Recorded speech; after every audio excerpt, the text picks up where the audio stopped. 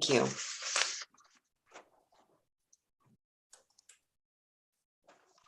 Good morning, everyone. I'm Julie Brownlee, Principal Assessor for the Town of Northborough, Massachusetts. This open meeting of the Elderly and Disabled Taxation Fund Committee is being conducted remotely, consistent with Governor Baker's Executive Order of June 16, 2021, an act relative to extending certain COVID-19 measures adopted during the state of emergency. All members of the committee are allowed and encouraged to participate remotely. The order allows the committee to meet entirely remotely so long as reasonable public access is afforded so that the public can follow along with the deliberations of the meeting. And the public is encouraged to follow along using the agenda that we posted on the town's website. Members of the public who wish to view the live stream of this meeting may do so by going to Northborough Remote Meetings on YouTube via the link listed on the agenda. Ensuring public access does not ensure public participation unless such participation is required by law. This meeting will not feature public comment. So committee members, when I call your name, please respond out loud in the affirmative. Lisa Trost. Jocelyn Earhart. Aye. Muriel Swenner. Here. Jennifer Critchlow. Jennifer, you have to unmute, please.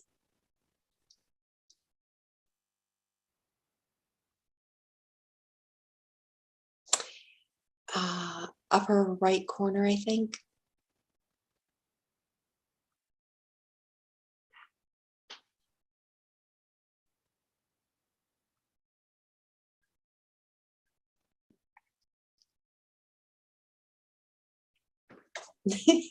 Sorry to make you go through this. It has to be out loud to be legal according to the rules of remote meetings. Yep. Super. You're here. Okay. Sorry about that. it's yes, so funny. I think that's for people who are listening in on the phone or something. And assessor staff, Patricia Mispelli. Here. Thank you. All right, so a couple of things. We have two sets of meeting minutes from last time, and during the open session of the meeting, we'll talk about the minutes from last time and review them and vote on whether they need corrections or not. And then there's also a more complete set of minutes from the executive session, and we vote on that in executive session, so that we have to vote on it in executive session so that those minutes stay confidential, whereas the open meeting minutes get posted on the town's website.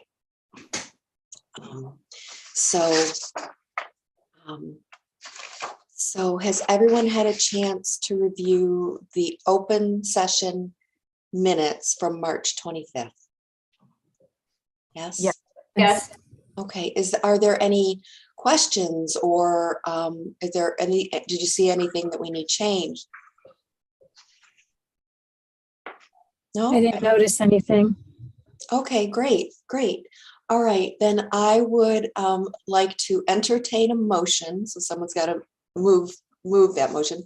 I'd like to entertain a motion to accept the open session March 25th, 2022 minutes as presented. So moved. Thank you. Did someone second it? I'll second. Motion.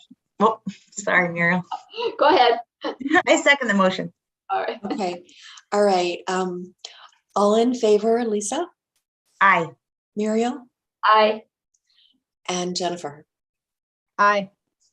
And I vote for me as well. Thank you. Okay.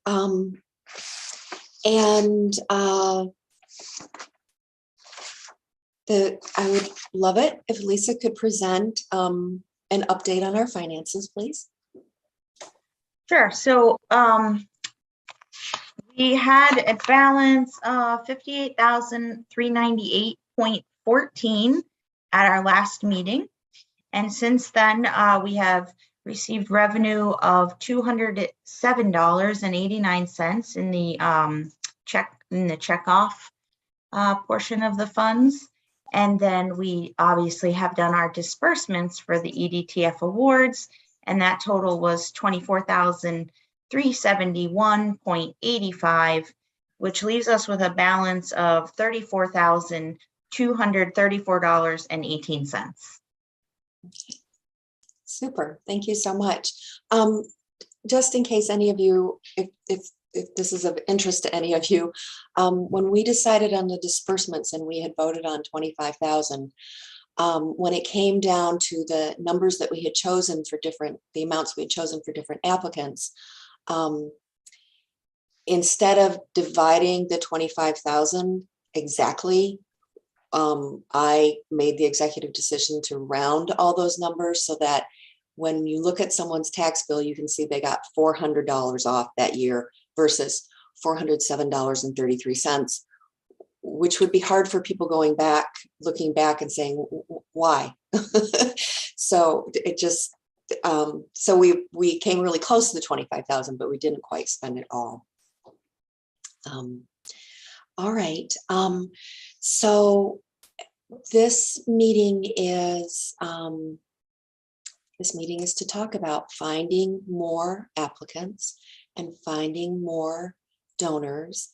And I've investigated a couple of things. And so I will just kind of run through that list with you, and I'm going to show you a couple of things that exist on the town's website that I think that together we can improve on.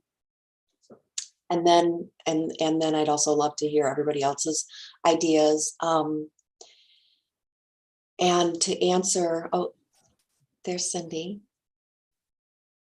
Julia, can I add one thing before we start on the next thing? I Yeah. just wanted to say that just so you all know that we did receive a couple phone calls of thank you for the awards.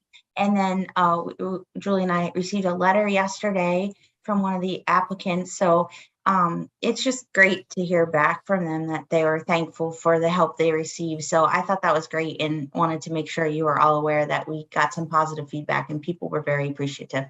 Yes, Nice to hear that. Nice. it Really is.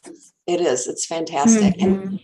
And I should say that with the senior exemptions too, which are some of these applicants are, we get letters and phone calls and thanking us also in gratitude on the phone. So it's wonderful.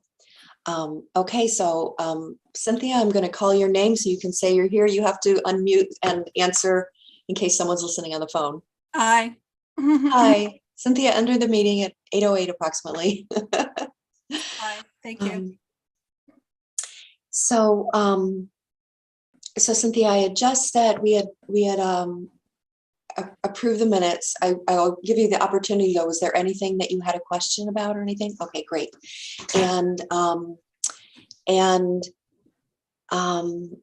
Lisa did a little presentation of where we are with the money, which and then which is basically from what we had and what we spent. So this meeting is to talk about, and the other thing, Cindy, is that we have voted on those minutes, but then we have executive session minutes. So that will be our only executive session. Probably our only topic today is to vote on the executive session minutes. And we have to do that in executive session to keep them confidential. So this meeting is to talk about finding more applicants and finding more donors. I've made a brief list of some things that we could do or could do better. And I'm going to screen share a couple of the pages on the town's website. So I'll just kind of run through my brief list, and then that's just a starting place, and everybody can brainstorm and talk and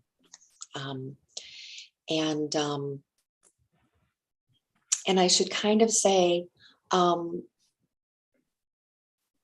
the award part of this committee, obviously you already know that, we take in this, the assessor's office takes in the applications and reviews them, and the between the assessor's office and the collector's office, we award the actual money and do the work on the financial software.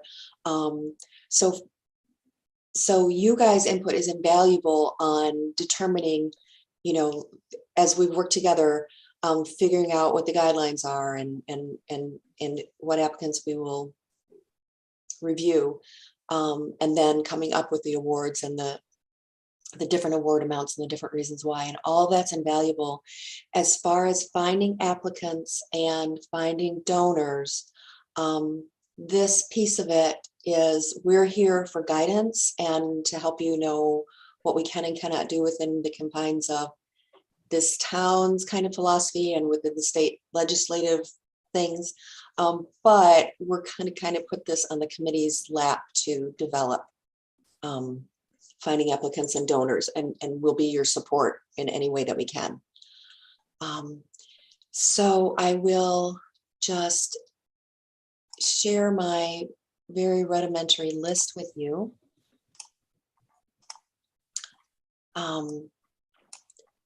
And so some basic things that the committee has used in the past are, some ideas are having a show on the local cable station. That includes Frank and Mary is a show for seniors that's on the cable station. And a year and a half ago, I did go on the show and talk about the senior exemptions. So we could have a show perhaps on local cable about the EDTF specifically, and then maybe Frank and Mary would want to interview someone about the the committee about the EDTF also. We could shoot for an article in the Community Advocate, or two different articles, one for donors, one for applicants. There's that electronic billboard near Blake Street. We have always advertised on our website, and the Senior Center advertises in their newsletter, but there's also the library newsletter that we could access. We could possibly have some kind of information meeting at the library.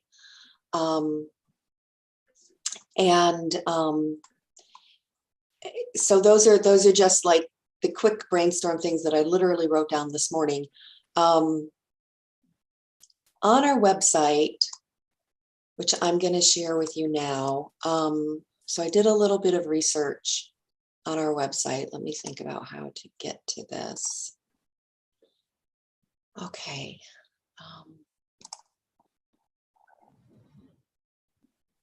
Sorry,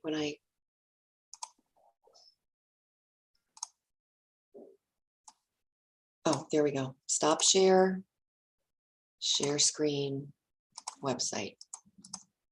Okay. This is the assessors page, and we're going to take this off now that we passed April 1st, but from September through April, we always have this property tax relief with the deadline of April 1st. And so that takes you into the information about our programs. We can tailor that, and where it takes you, we can tailor to speak more specifically about the EDTF. On the menu near the bottom, this morning I went in and changed. I've highlighted where it says tax relief programs. Before this, we were calling it tax relief exemptions explain. And first of all, I think that's a mouthful. Second of all, I think that if you don't know what an exemption is, we've already lost you. And a tax relief program is much more inviting, I think. And then when we go into that, we don't have anything about the EDTF there. So I apologize for that, and we will add that. So I'd kind of like to, so that's one place to work. Another thing, and I went and talked to Andy Dowd yesterday, our town clerk, about what is and isn't appropriate for fundraising according to how this town operates. And I'm not talking about, I hope the word appropriate wasn't off-putting. It's just like, what are the standards here, and what do we do and not do? And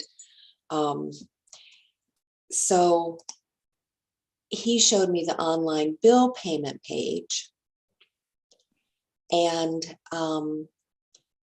I don't ever pay my own, I don't live in Northborough. I don't pay my own bills through my town's website. So I've never looked at one of these pages. And to donate to the EDTF online, you have to click into there. And then there's a donations button. And then you can donate to the EDTF, you can donate to the library, the scholarship, and there's something else called the Special Benevolent Trust Funds. So my thinking is that's really buried. It's good to have it there, but we need to bring it out to the front. Okay, so that's the homework I did, and I'd love to open up the floor.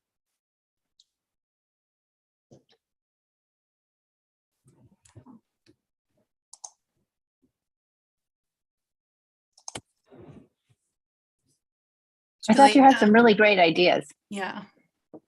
Thank you. Thank you. Way more than I came up with. So some of the things that I thought of right away, Julie, was whether or not the website itself is accessible, disability accessible. And you can like just run a free online web checker and it's not. So, I think the first part of engaging people with disabilities is to make sure that the portals where they get information is accessible. So I think that that's important for the town to look at, is to make sure that the website's accessible from a disability standpoint. That's something that I can pass on, and the department that's responsible for that just hired someone new, and so they have a little bit more capability yeah, I've seen a few things. I thought about it when I worked at the library. I don't know if the library's website is, but I thought about it years ago working on the library website. And what is the phrase that I would need? What's the proper phrase for me when I write to the IT department? It's website accessibility and disability accessibility, or you could say section 508, which is the actual code that is the requirement. It has like all the web accessibility requirements. Okay. So when you say website accessibility, it can mean things besides, I know section 508, but what are the words for people with disabilities? Because accessibility can also mean like it works on many different browsers, and that has nothing to do with anything. It actually does. So Well, website disability accessibility means that it's available on different browsers, and it has like all the right buttons, and it has the voiceovers, and there's closed captioning under a video. No, I understand, but for me to convey it to them, like they might just come back and say, well, you can see it on every browser. So I mean, that issue They applies. so they should run as disability accessibility. That's the phrase I wanted, A disability accessibility web check. They're available for free. There's hundreds of them out there. You can literally just pop in the URL and it will spit out a report about all the things that are wrong with your website. Okay. So if they do, Right. They're going to use a different approach. They're going to use a different approach. That's why I just needed the language. And you said it so fast, I didn't catch what you said. Right. It's the coffee. It's disability accessibility that I wanted. That's what I was looking for, because because they're foremost concerned about everything is security, and we have to to get them to do to sometimes get what we need. We have to go through layers and layers, and the security is all important, but it's talking to the people we want to help us. All right, so that's terrific. Yeah, I'm really disappointed that you found that to be true. Yeah, even language, I mean, it's in English only. Right. And we have more than 13% of our population. English is not their first language, and our town has more than 30 languages spoken. So there should be a toggle on our website. There's like just a widget that you can put in, a widget that you can install on your website, and allows you to toggle between languages. It will do the translation for you. Wow. Okay. Yeah. And it costs you practically nothing to install a widget. A lot of widgets are free. Okay. So the language accessibility and other than English is important. Perfect. Language accessibility. Okay. And then linguistic accessibility also. So I don't know if you know this, but the average American reads at a 7th grade reading level. The average person who receives some sort of form of disability, some sort of form of social supports reads at a 5th grade reading level. So any words that are on the website about this product in particular, this offering from the town, should be written at a 5th grade reading language level. Okay. And Is there- like words like assessor, or like we have to like use more simplistic words like the taxes you pay on your property, right? Or the taxes you pay on your home, or, you know, so writing the content at a 5th grade at a 5th grade reading level will make it accessible to people with disabilities and for people who need social services support who don't have disabilities. Okay, and I might add, and you know, I'm saying it briefly, so please know that I'm saying it with the best interest in heart. The older we get, often, even if we have fantastic vocabulary, language processing, we're still like, people are still super sharp, but language processing takes longer. And so it's not that they read slower, it's the comprehension maybe is sometimes slower. And, you know, we all know what we're like when we have the flu. It's the same thing, you know? So, Language can be a barrier for sure. Yes. So like you pointed out with the tax relief, rephrasing that phrase. So, Right. So what is a good, these are things that I'm really aware of from, you know, from my life as a librarian. And also I come from a big family. 2 of my brothers are dyslexic, and then I'm like super reader, you know? So where is a good, do you know of a website where like 5th grade to me is a concept and not really, how do I know that I'm achieving that? Yeah, so there are online free readability checkers, like readabilityformulas.com is one, but there's a bunch of them online that are just free Okay. readability checkers. Okay. So you can just cut and paste language and then Okay. from one site to another, and then it will give you a report. Okay. And it will also give you suggestions. There are also products where you can, if you give me a second, I'll have to think of the name of it, where you can take language and run it through a free system, and it will change the readability. It will offer suggestions for editing. Okay. So it will take you from your 12th grade reading level to your 5th grade reading level. I just have to find the name of the app that I've used before. Yeah, you can email it to us. Okay. Yeah. So But the that's good. readability checker is just an online free thing that you can use. Yep, and I've written that down, and we'll try to use that on the assessor's page in general, because I'm always trying to say things in English. I'm always encouraging this office to say things in English. And you know, in every profession, you have all these shortcuts of the way you say things. So, and yes, and yeah, I really appreciate this. This is fantastic. Okay, so that's website in terms of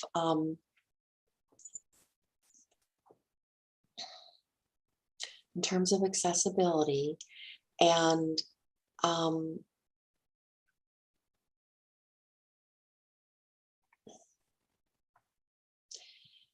so to be honest, normally it would just be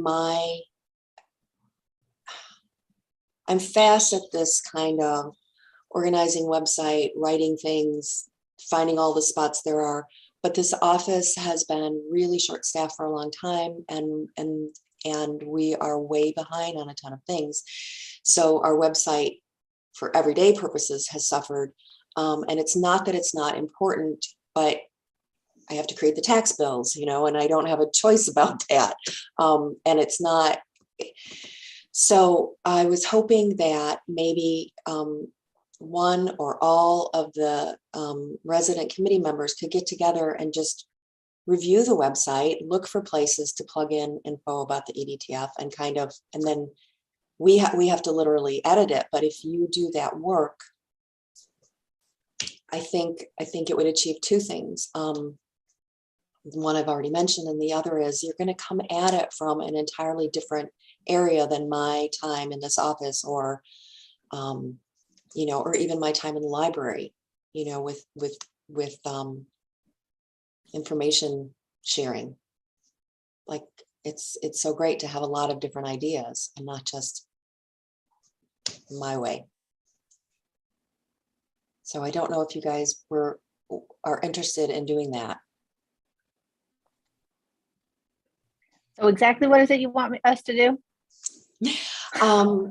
So I think it would be great if individuals or the three of you together, and with us as a resource always, anytime, looked at a bunch of different ideas so the website is an example. If you reviewed the website and got to know the town's website and thought of all the different places where you could advertise for donors and advertise for applicants, and kind of made a comprehensive plan and brought it back, and then we could edit it and add it to the website.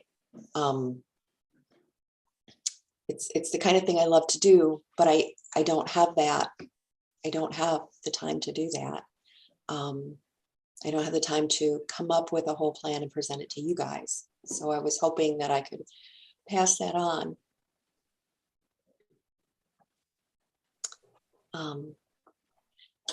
I'm happy to help. I probably won't have time for something like that until June. I'm actually in the middle of rewriting a company's website. So Right. kind of underwater with that with a different company right now, but I'd be happy to I think throw some time at it this summer. I think it's a good idea. Maybe if we individually go into the website, mark down changes that we think could help, and then get together with those and come up with something, you know, solid, and then take it from there. Yeah. I mean, you know, our timeline is in a way infinite, but also we don't start sending out any applications for anything until September. So that would give people a chance to take their time and look at the website and think through things, and then yeah, Okay. that would be great. You know, if you come across something that's like, hey, Julie, change this right now, or at least change it temporarily right now until we can do something better, you know, we don't have to like create a whole finished product and sign off on it and do it. We want that as an end result, but in the meantime, if it's like, hey, stick a donor button or mention the EDTF, right? You know, anyway. So I think the end of August, beginning of September would be a good deadline for that. Okay. People have a chance to review. And think about specific language, not just in terms of what we just talked about, but like language that makes people pay attention for either donating, or language that makes people pay attention, something that will stand out so that they go, oh, there's help here. And so besides the assessor pages, you know, I took you to the bill pay page, and there's also, you know, like family and youth services and the senior center and the library. So we don't know which of those departments will want to do what, but they're, you know, we can try a really broad approach. And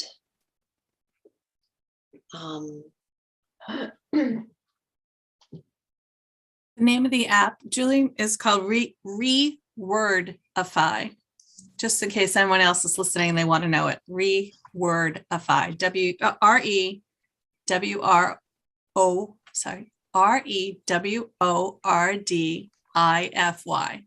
REWORDIFY. Rewordify.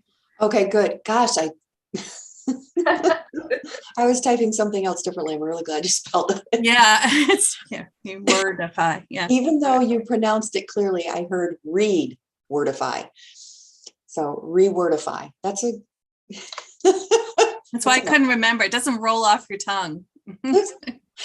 No, it's kind of an inaccessible word for an accessibility check. That's a good, totally. They should have called it like fix it or something, something simple. Right. But that's the thing. Someone did it who loves language. Mhm. So yeah.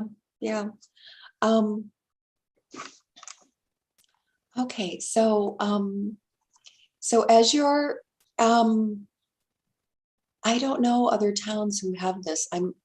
I hadn't thought about that, but you might expand besides looking at our website, like look out there for other programs and see how they're advertised. And and then totally ignoring the fact of what we're advertising. Just look at other advertising that catches your eye or that you think would catch the eye of the socioeconomic groups that we are targeting as both donors and as potential applicants. So I'm asking you all to become marketers, which I've never been, but that's I guess that's what I'm asking. And I just feel like if everybody really looks at things that way, that we could come up with something simple and clear and persuasive, perhaps.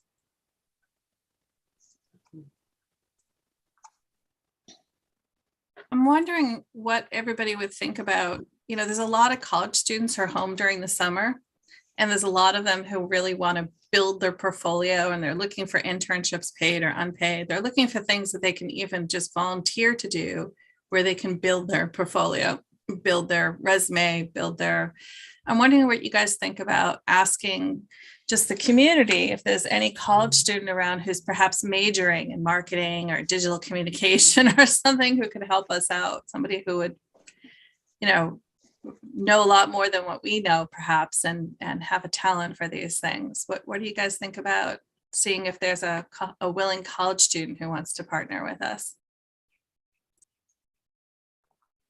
I think it's a great idea. We, in my former town that I worked for, we used them as interns a lot, unpaid positions even, just to, give them some experience. And it was a win-win situation. It worked out well for us. So I think that's a great idea.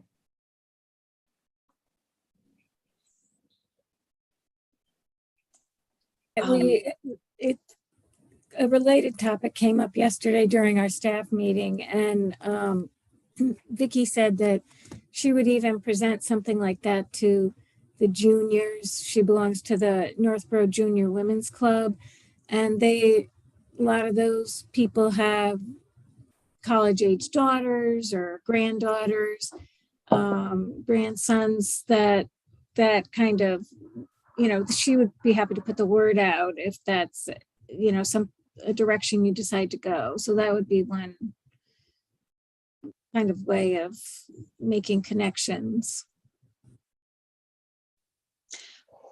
So my only hesitation on it is that interns have to be, someone has to oversee them.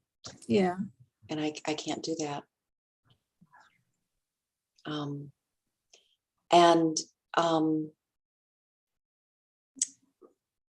And I should have said this from the beginning. We have to, for the website, not for other things that we do necessarily, but for the website, it's like the style, and we have to stay in the style. It's not that we can't use clip art or a video, perhaps. It's not that we can't, so it's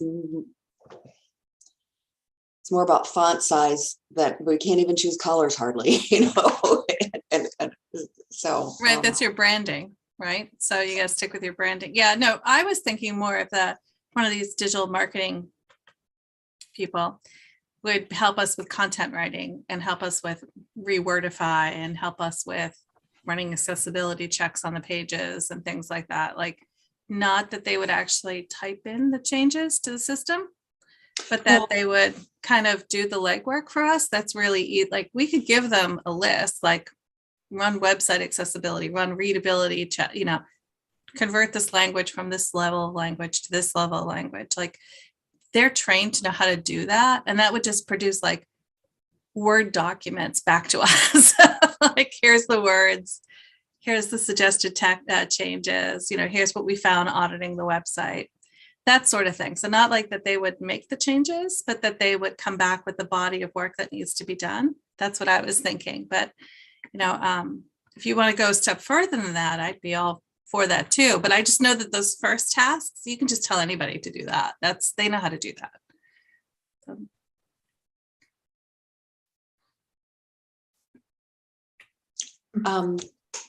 That, you know, that's of course okay with me. But I can't even like, and you know, I can ask you guys to do that work. I can't go farther but you can. You guys can.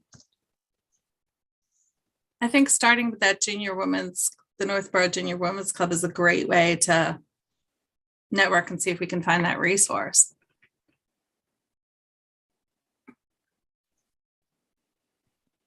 Who has a contact there? I know one of my neighbors up the street is a part of it, but Yeah, one of our kitchen managers is a member. So, you know, they meet regularly. I mean, she'd be happy to put the word out. I've gone before. I just never stuck with it. Going out at night in the middle of the winter is not my thing. So that sounds great. I think that's a first step, right? That certainly will start us off, no doubt. I have a question though. How many people do you think actually, I mean, I think doing this stuff on the website is a great idea, but I have quite a few older neighbors on the street who come to me and say, can you make my appointments for me online? Can you print down this application? Because I can't do it. I'm just wondering how many of our older citizens actually go on the computer and do any of this work. And I know my daughter's an English language learner teacher, and she's telling me that in her district, the parents don't even really go online, mostly because it's not translated for them, but they just don't even think that that's the place that they should go to be looking for this stuff. So I'm wondering if we also need to focus on, like my mother she wanted to do the computer, but she wasn't great at it, but she read avidly. Any piece of paper you put in front of her, she read, you know, like the library newsletter, the senior newsletter, that kind of stuff. So I'm wondering if we should also focus on that, if we would reach more people that way. I don't know. I'm just wondering. Yeah, I think you have to do it all. Yeah. Right. I don't think, you know, if you're illiterate, you either have to ask somebody to read it to you, or you use the computer and the computer reads it for you.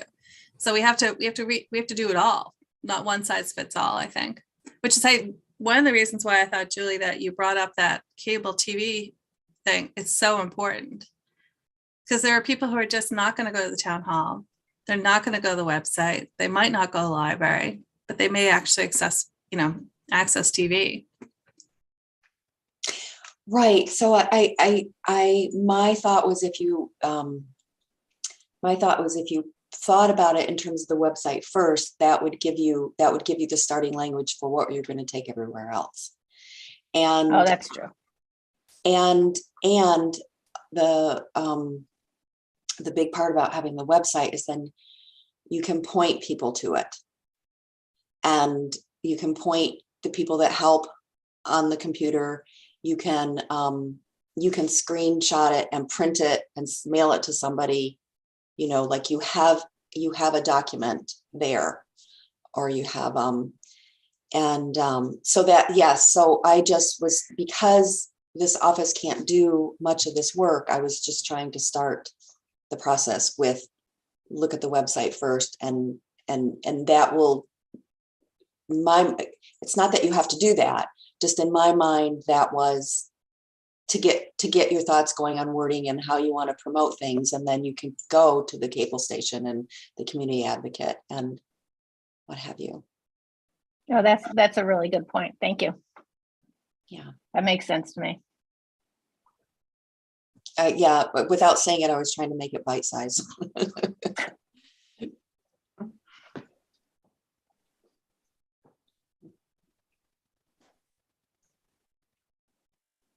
I think that's really good. I mean, that's a big summer bite-sized chunk.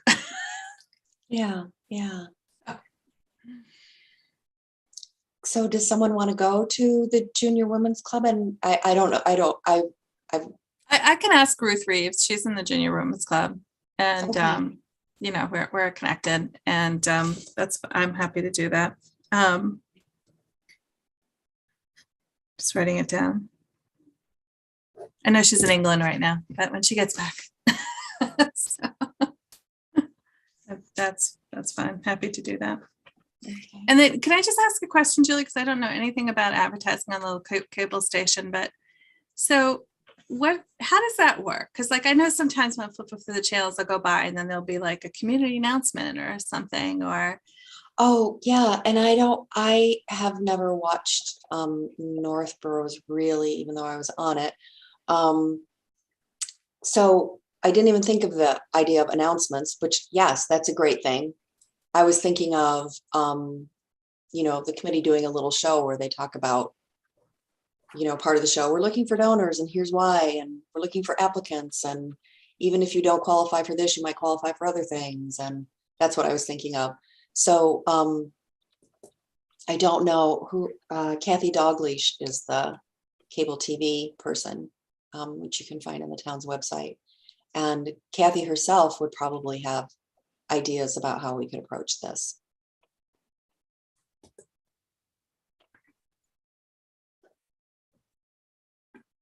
Yeah, but the announcement thing is great, and like using this electronic billboard that's over near Blake Street, Yeah.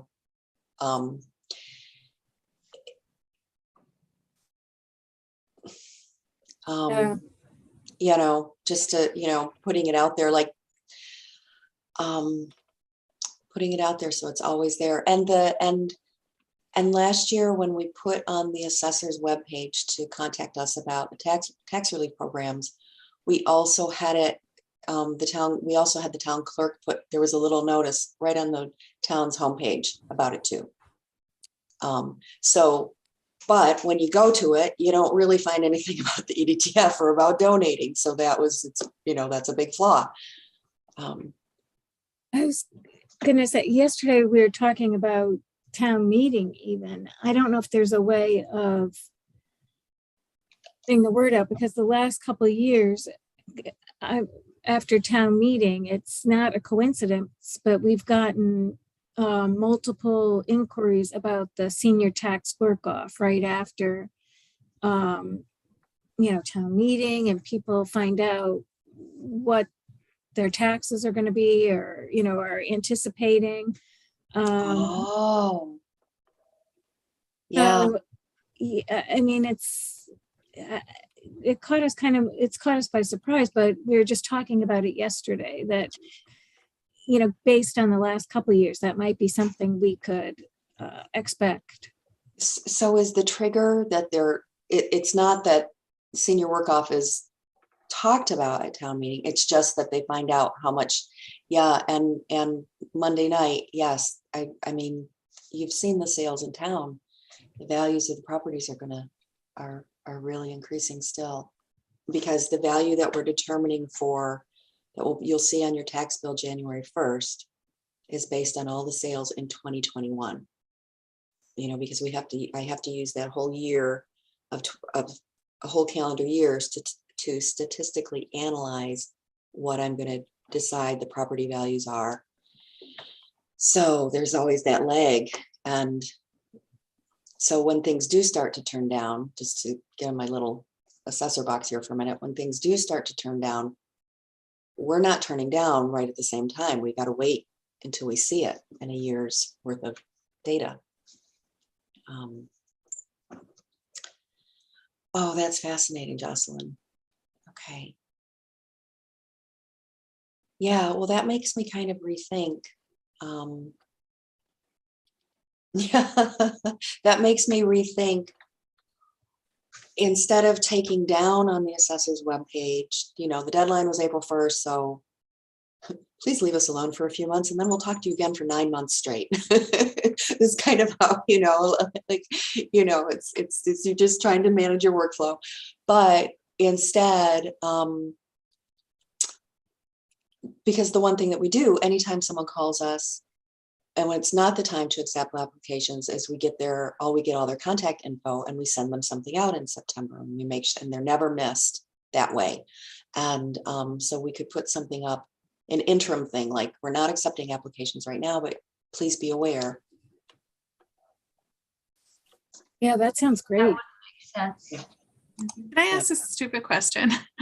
Of course, Why wouldn't we accept an application?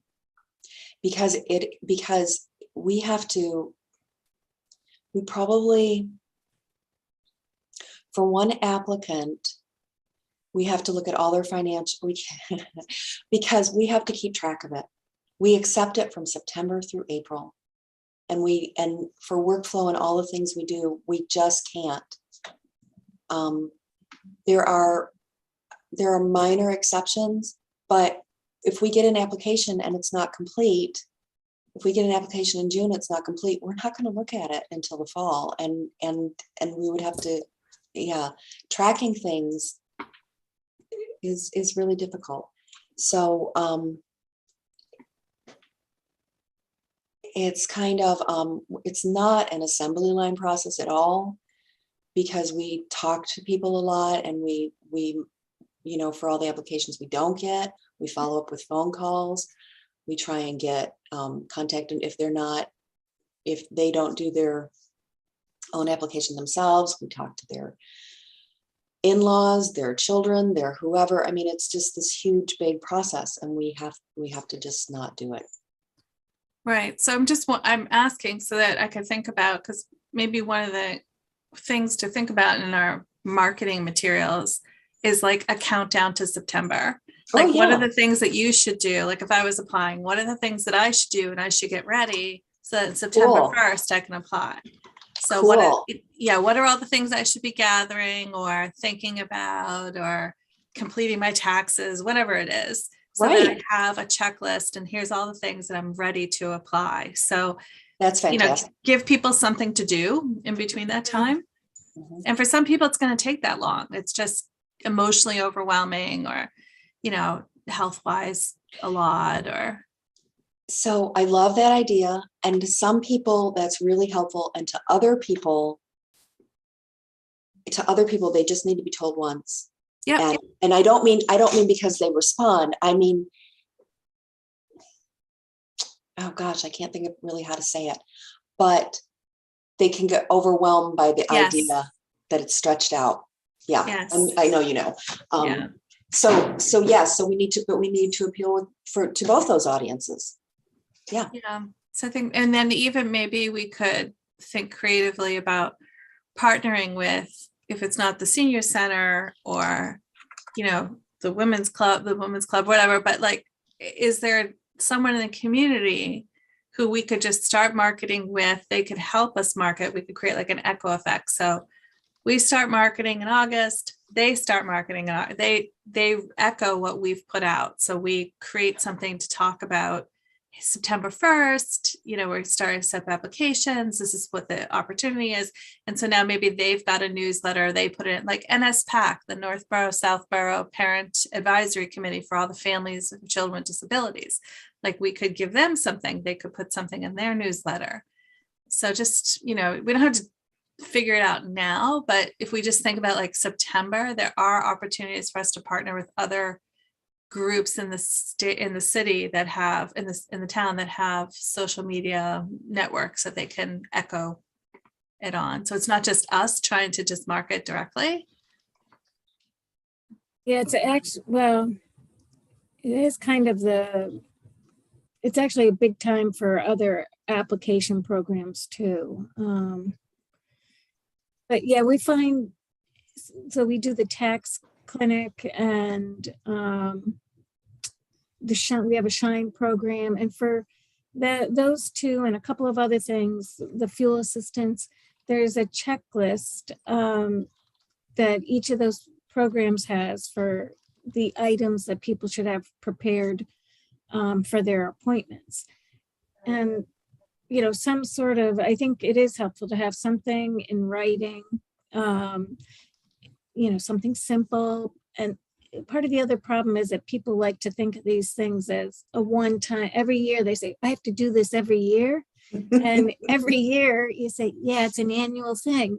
And so it's just to, say this is an annual process, and, set aside next year, set aside your tax return for, the following year or whatever. But yeah, I think kind of, it's nice to have that item to pass on to people, to include with a mailing, to, it's like a business card. It's just a reminder item.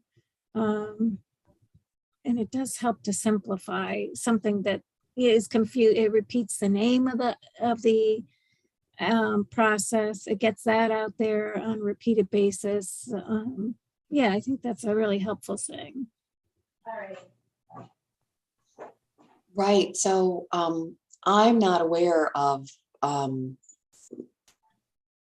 vaguely heard of the things Jocelyn talked about, and I didn't even think about social media.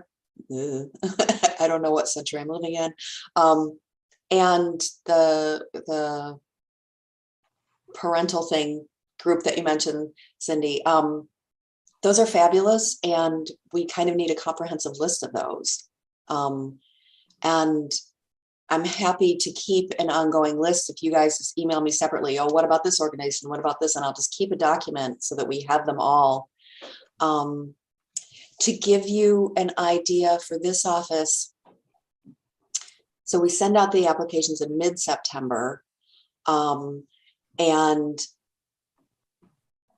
that gives us time to prepare sending them out, because we are one of the big things that happens in this office is done kind of at the end of August. So then we jump into the tax program stuff, but we have to gear up and, review all the names that we're sending it out to, double check that they really still own their properties, that that's still the correct contact information, stuff like that. And then we try to get them to give us their, to have everything back from them. The actual deadline is April 1st, but if we get things by mid-November, we usually create the tax bills that begin in January on around like December 9th-ish. So if we get everything by mid-November, then everybody who's applied can get money off that January bill right away. You can keep applying all year, but then the math for them and for us is harder, because so if you're with the senior exemption, you get $1,000 off, you get $500 off from the bill you get in January, you get $500 off the bill you do in March. You know that you're going to get, if you've been in the program for years, you know that you're going to get that. And so that's how it works out best for us and for them. If we get it after that, we still do it. But then there's a lot of conversations about, well, when is the money coming and how do I, so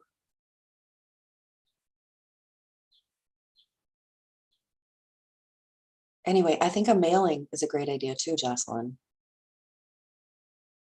And we don't want to conflict with everything that you guys are doing, but maybe we can piggyback a little bit. Or I wonder, I could see if there'd be something we could include.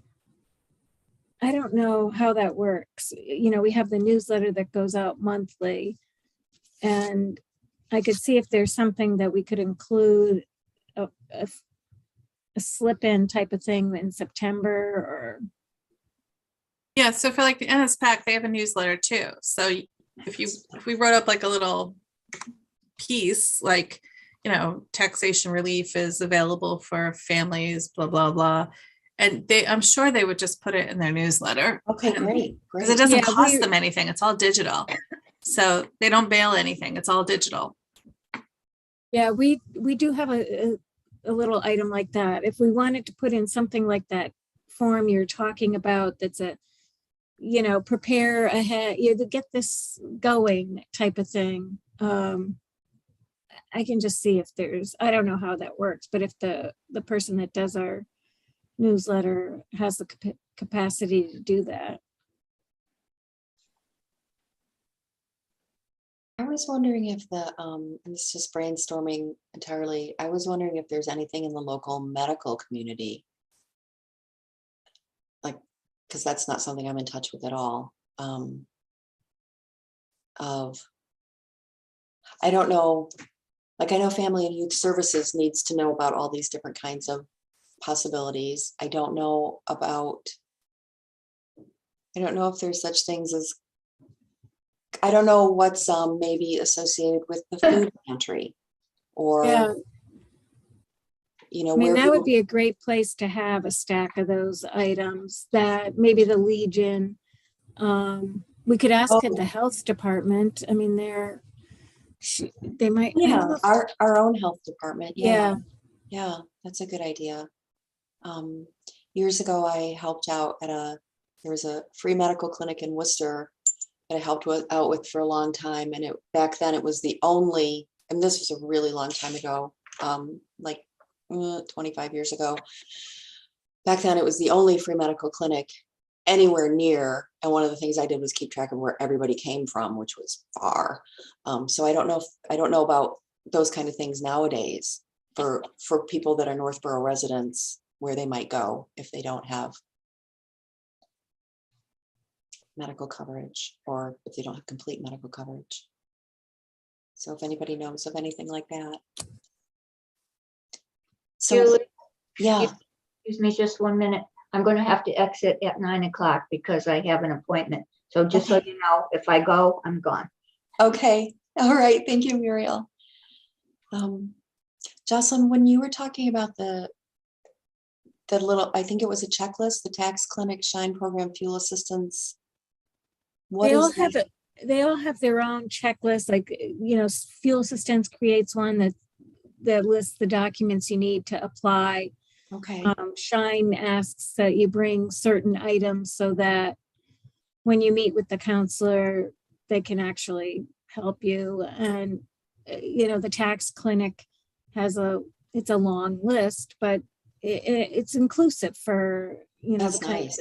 yeah. And you know, people, it just helps, rather than try to, you know, it's rather than imagine what all might be necessary.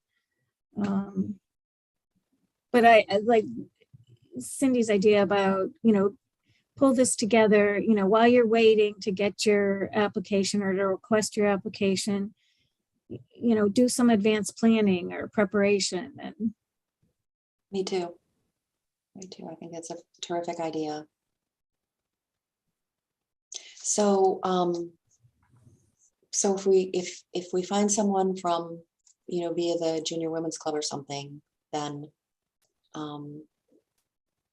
they could pull together a list from us. If we don't find some, then we could get all the lists from everybody else, and like that would help us brainstorm how we want to create a list.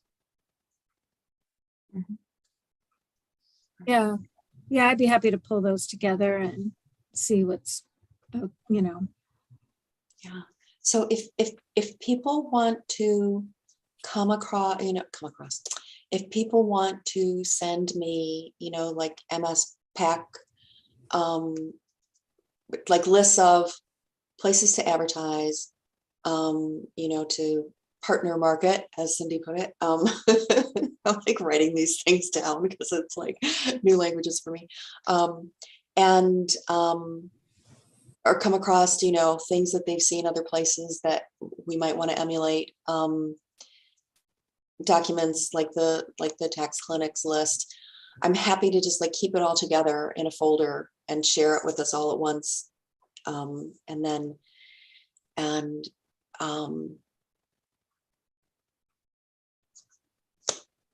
So do we want to, when would you like to meet again to review all our brainstorming and come up with a plan, like mid to late August, or should we try and pick a date now? Should I wait until early August and reach out to you then? So if I connect with the Northborough Junior Women's Club and they have somebody for the summer, what would it be our next steps? Oh, that's a really good point. Yeah. Would we meet informally? Can we do that? Do we have to meet like this to talk with the intern? Like, what do I'm not really quite sure what the rules are. I think we can all do research and work and on our own, and these aren't voting items. We don't need to vote. This is a little bit of a, I keep, so that you're aware, I keep checking in with the town clerk and checking in on the rules and everything on these kind of committee meetings. It's a new territory for me, but if someone's volunteering to do work for us and it's not, we're not obligated to use their work. We're not contracting anyone. I'm trying to think this through.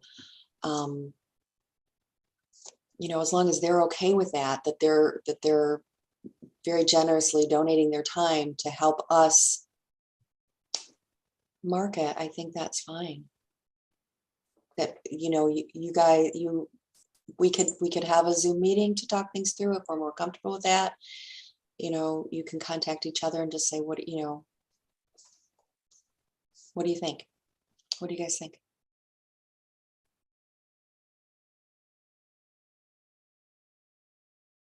I can just email everybody whatever the response I got. Yeah. And then Yeah. maybe at that point we just take one, figure out what to do from there. Okay. Because if we get nobody, then we'll have to go with plan B, right? Right. So, Right. I would love to still talk about fundraising. Oh yeah, we haven't really done that. How are we constrained, or how are we, like, what can we do? What can we not do? Like that sort of thing. I do have to take a comfort break, so I will be back in just like 2 minutes. Okay. All right.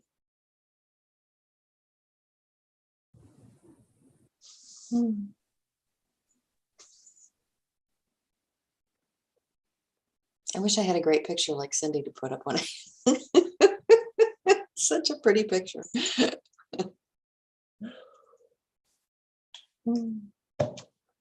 I don't really have any details, by the way, on fundraising. That's more of a Jason issue as far as what the town can and can't do. I did talk with Andy a little bit. You did? Okay, good. Yesterday. Yeah. Because it's budget time and town meeting on Monday. So Jason and I, there's other things we couldn't even connect on that. Right. Right.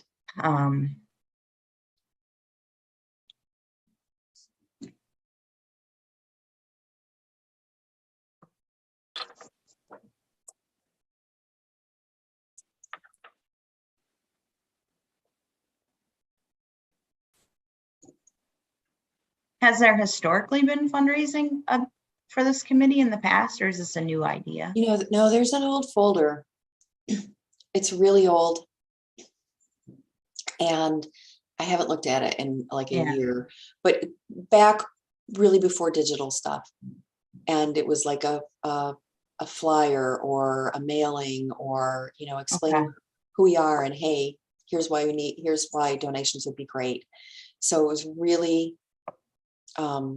so having said that, like, as much as I do, you don't need to read the actual old language for how things were solicited, kind of. Okay.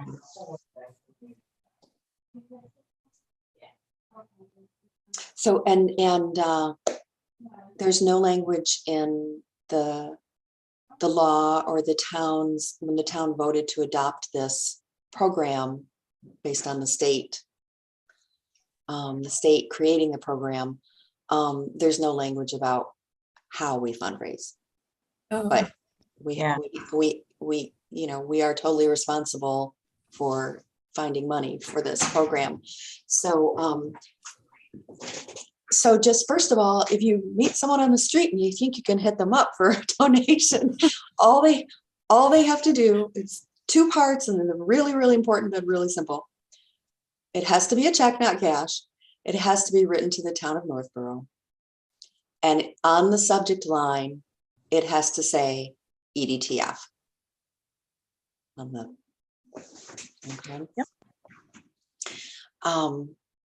So a lot of the things that we talked about also apply to fundraising in terms of,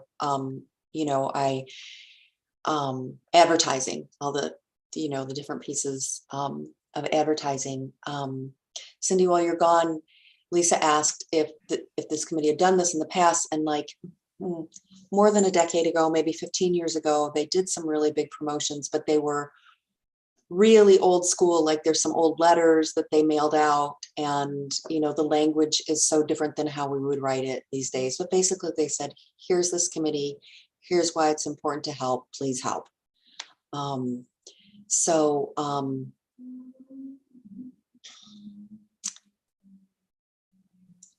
I think, to say it succinctly, I think if I don't think this, so I think that we can advertise the reason the committee exists and what the need is. We can advertise somehow how much the donations help, or some kind of statistics on who's in need. And we can use all the things that we've talked about, the website and the cable station and the other, other. So beyond that, what would you like to know, or what can we talk about? So, other organizations, it's possible to fill out, for example, donation requests to local credit unions or to insurance companies or to banks or whatever in the area. And most of those donations are just, you fill out a form. It's not like a grant writing or anything. And most of them, you don't have to like be a member of the bank or be a member of the credit union and whatnot, as long as the funds are actually going for public good. And so I wonder if that's not an opportunity for us. Sometimes those entities have a requirement that the donation is going to a 501(c)(3). So we could, I don't know if there is a 501(c)(3) that's affiliated with the town. It isn't, I know, oh my All God. the friends groups are. Thank you. I was gonna say Fun Care. I'm dating myself now. They're not called that anymore.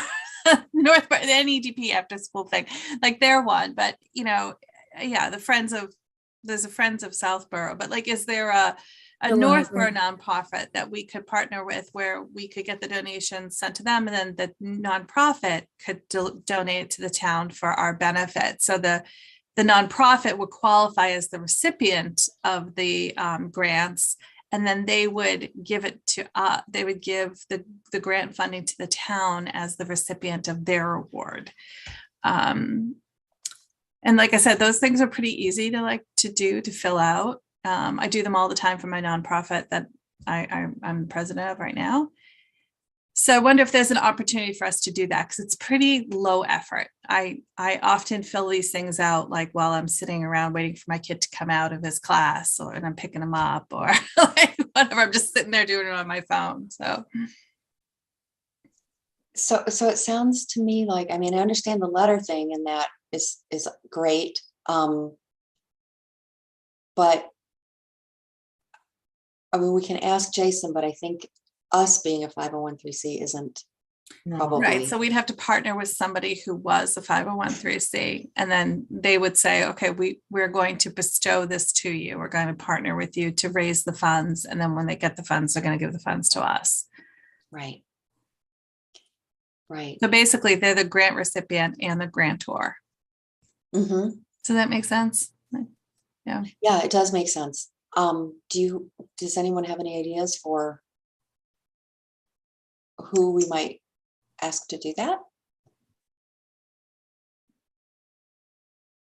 I can check with Jason. I don't know if we have like a Friends of group already. I'm fairly new here, but bringing in the, the revenue every month. I haven't seen any turn-ins come in for a Friends of, but that doesn't mean it doesn't exist. They just don't know. So I can find out.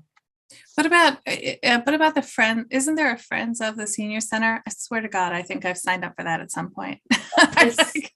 Yeah, I can't really, they're supposed to be so separate that they're not, based in the senior center. So I can't really speak to that. I know there's a Friends of the Senior Center, a Friends of the Library. That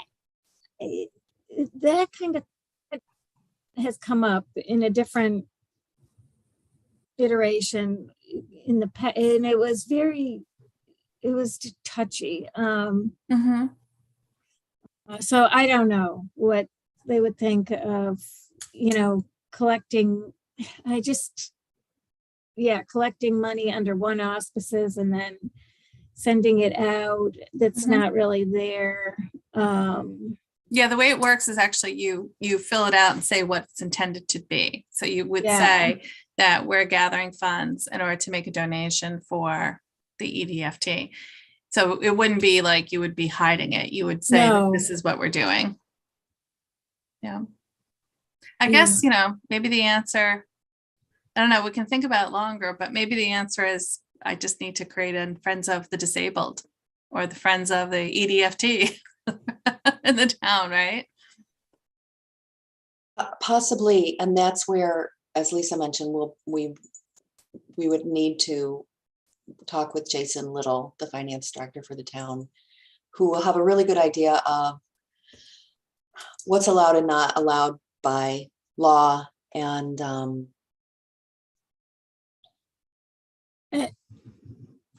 yeah, And maybe giving people more opportunity to send in, the check-in goes out with their tax bills, but maybe, they could send in money anytime. Right. Right. So thinking about the insurance companies and banks and stuff. So Cindy, I think your point, the reason we're down this little path is because they want to donate, but they want to donate it to a 501(c)(3) for their tax reasons. Oh, yeah. And so donating to a committee, like maybe there is some kind of, that we don't know about. Maybe there is some kind of donation to government in there that they could get credit for on their taxes. Maybe. Doesn't sound likely, does it? There's actually something called like a 509. I don't remember. I should know this. I don't off the top of my head, which is a nonprofit created for municipalities. I don't remember all the details about it. What? So if I Google 509, I get something about snowmobiling. So It's 509A1. Okay. I can look into it further, but it's a Okay, a charity that exists for public benefit is primarily supported by the public, either by government. Okay, yeah, that would be great if you looked into that. Yeah.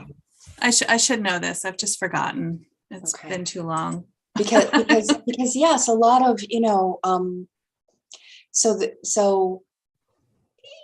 the Friends of the Library solicits donations this way, and they do it on a big scale and they do it on a small scale. Like for summer reading, Trombetta's always used to donate free ice cream cards for the summer reading program. So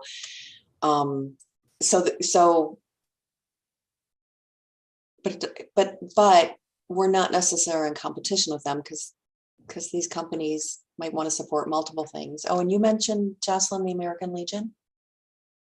Oh, just as a spot, like if we were gonna send out flyers or information about the program, that the Legion in the food pantry might be places to. Right, because local. I don't know what the Lions do. Like local community organizations that.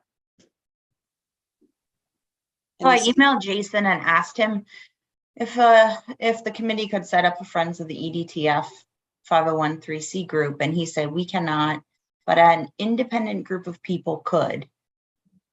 Again, we're a government, not a public charity or a nonprofit.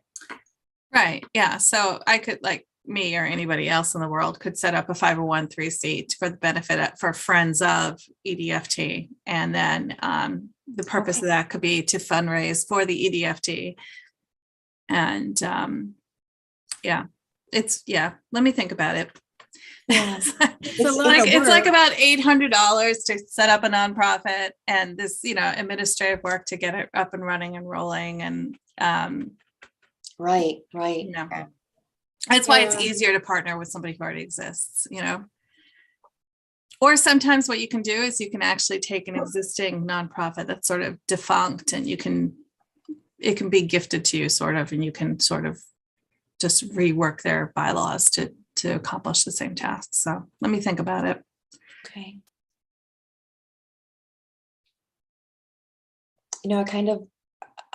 I really don't know very much. I kind of wish I had invited Family and Youth Services to this meeting, and they steer people to us, and just yesterday and just in the past week, I heard about something that Northborough has called the Special Benevolent Fund. And the tiny bit I know, so I asked Andy Dowd, the town clerk, what that was, because I just happened to see a notice that Marcia Roman had been appointed to it again. And if any of you know Marcia, you know that she's a tremendous help to people in this town. I know her from the library. So, and you can look up the Special Benevolent Fund on our website, which is what Andy did, and showed me that, looking at their minutes, that they had donated funds to a family. So it's important to know. So that's through Family and Youth Services. You have to make a special request. Usually it's a written request and then present it to the committee. Okay. Oh, that's good to know. So I think it's important for us to know, to have a better understanding of all the players in town, all the different ways that people are being helped.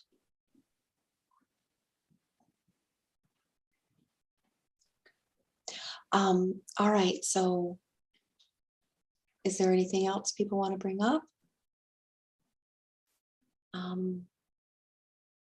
We can send out minutes on this middle or end of next week, and then we'll just kind of, or no, not even minutes, but just like a list of everything that we've talked about, just like a comprehensive list of everything that we've mentioned, and I'll try and categorize it a little bit. And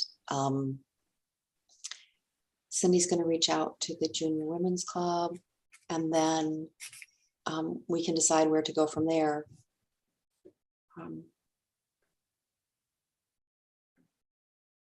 Okay. Okay. All right. Let's quickly go into, please, executive session. I will now, so that we can vote on those minutes, I will now entertain a motion to move into executive session to discuss the topics outlined in the agenda pertinent to Mass General Law, Chapter 30A, Section 21A, Purpose 7, to comply with or act under the authority of any general or special law or federal grant and aid requirements in accordance with Mass General Law, Chapter 59, Section 60, requiring confidentiality. And at the conclusion of the executive session, the committee will adjourn. So moved. Thank you. I second the motion. Thank you. All in favor, Cindy? Aye. Jennifer? Aye. Lisa? Aye. Julie? Aye. If you've all had a chance to review the executive session minutes, do you? Excuse me, Julie. I Yes. just want to end the live stream. Oh, I'm